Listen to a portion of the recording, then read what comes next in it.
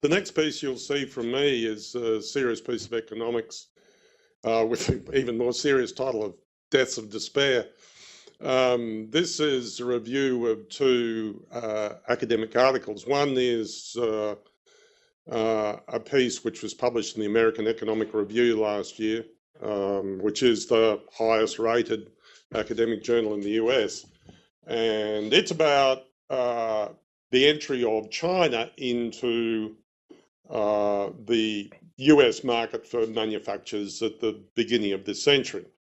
And what it shows is it wasn't so much the reduction in tariffs of American tariffs to Chinese goods, but the removal of a provision called annual review. And up until 2001, these tariffs, these relatively low tariffs, were subject to annual review. And that meant the risk, say, of an American firm locating to China was really very high. If they were going to change the rules after a year, you'd blow all the money that you did on moving your manufacturing plant to China.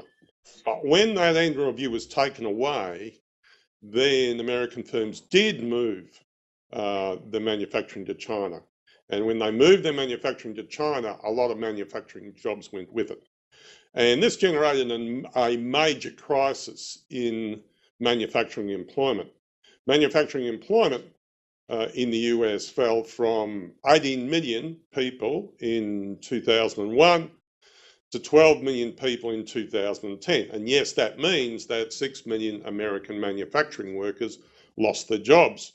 Now, the major problem about this is that most of these manufacturing workers were people who were high school degree educational standard, that is to say they didn't have university degrees. And when these people lost their jobs, there wasn't any other place for them to go. And that then generated a health crisis. Now, the piece on the health crisis, which I then review, is by Professor Sir Angus Deaton, who was a Nobel laureate. I went to a presentation by Professor Deaton in January in Chicago. That's the kind of the custom for the winner of the Nobel Prize the previous year to speak to the convention of the American Economics Association. And I got a kind of a brief introduction to this piece about the deterioration of health standards in the American working class. It wasn't published until April, so I reviewed that next. And what you see is that these loss of jobs in the manufacturing sector has generated enormous increase in the death rate of these people. And that death rate has been because of drug addiction, suicide and alcohol, and the death rate from those things has doubled. And so what you've got a situation is that whereas death rates for a whole bunch of workers were falling all around the world, and they were also falling in the United States, in the US they've actually gone up. So what this then generates is a social crisis. And people have read the piece, tell me that I've managed to write a piece about Donald Trump and his support base with ever mentioning his name. Now, Angus Deaton says that this is a major structural problem. It's not just a problem in employment, it's a problem in marriage, it's a problem in health, and it's a problem which is only getting worse.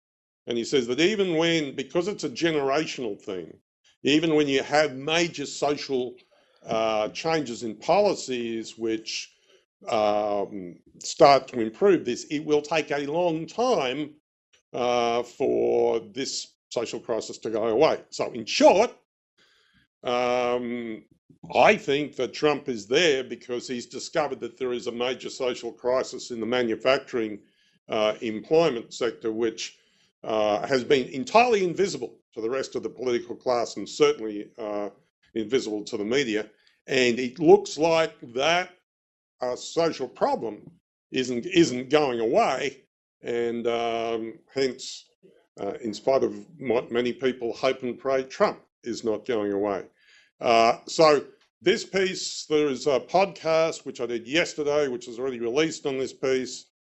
The podcast runs about 1,100 words, which is kind of a bit just touch longer than normal podcasts for me.